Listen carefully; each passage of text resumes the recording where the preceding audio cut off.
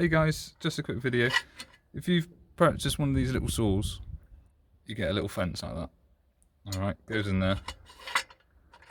Now I don't know about you, but I really find it hard with such a small area. You can kind of go wobbly, alright?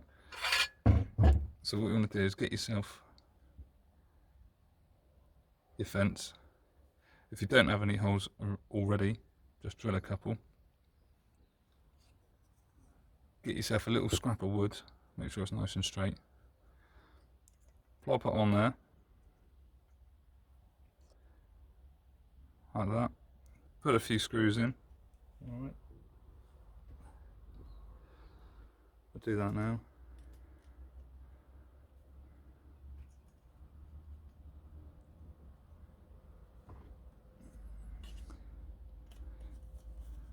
Tighten them up good.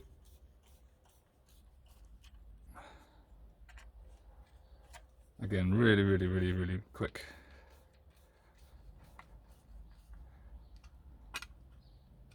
And then what you're doing is you're actually extending your fence.